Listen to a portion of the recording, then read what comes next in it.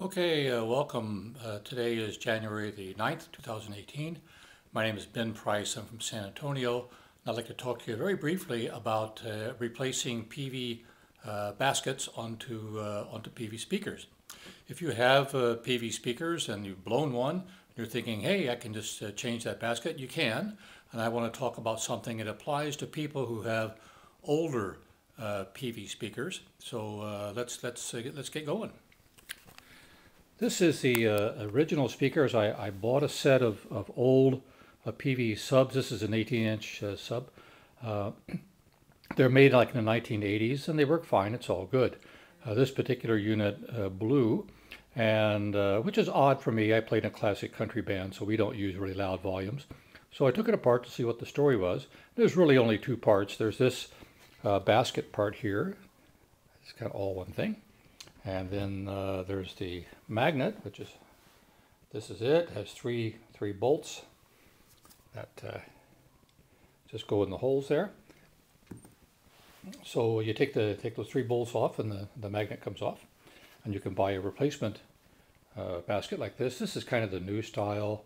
This is the previous style, but I called the Peavey company, and they said they are functionally equivalent.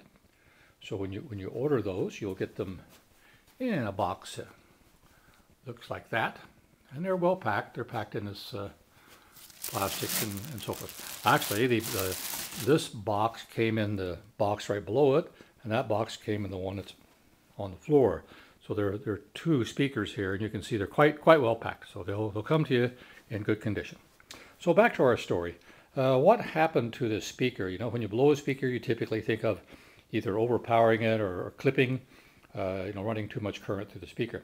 What happened in this case, and the reason I'm making this video is, let's look at the magnet. Now remember, this speaker came from 1980, it's an 18-inch, but I think what I'm going to tell you applies to any Peavey speaker that's older. I can't compare it to a brand new one, so I don't know. Perhaps the new ones don't have this particular issue. So let's look at the magnet here. So here's the magnet again, and this is the inside of the magnet. The outside looks like this, and hopefully you can see this, but there's a screen on the right here,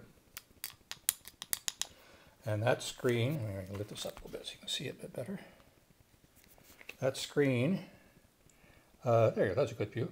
That screen prevents big particles from getting into the voice coil. So if this magnet was sitting on here, the magnet will go all the way around, and the voice coil here, there's a dust cap. I have my finger on the dust cap. So it's kind of a sealed unit, like the voice coil goes into the slot on this magnet, and it's kind of all sealed. So the only way air can get in is through this dust the screen right here. On the original Peavey speakers, and here's my point, if you look in here, and I hope this will show up, but there is a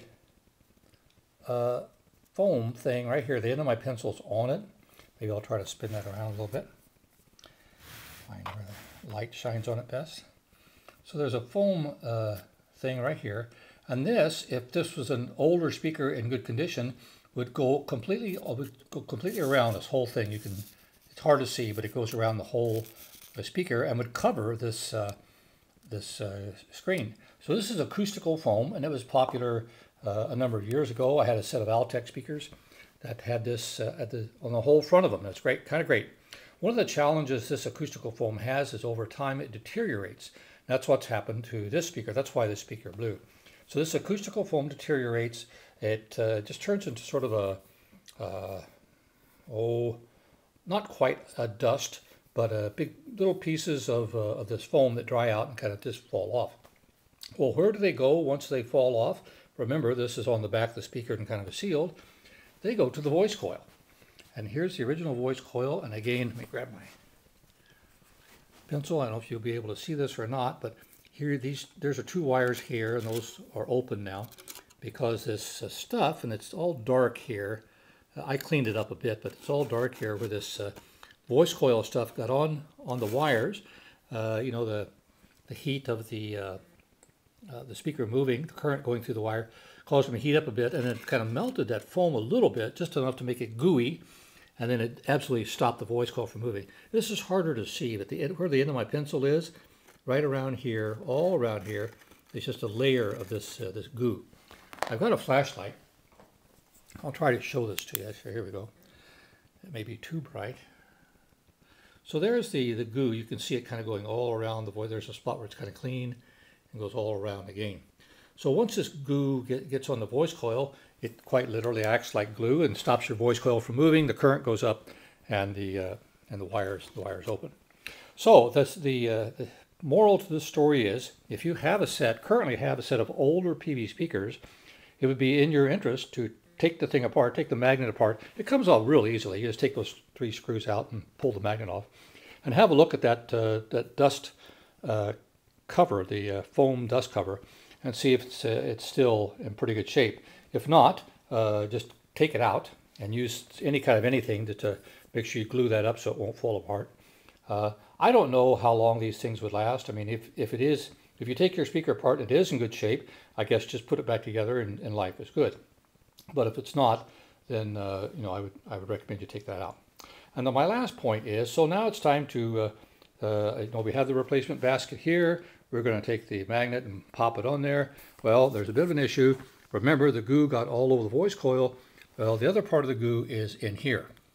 Now, when you get the thing, they'll tell you to clean the gap, and you can take a business card and you know, run it around the gap, and that's fine. However, if you have this goo in there, it will not take the goo out. You'll need to really work on trying to get that goo out of there.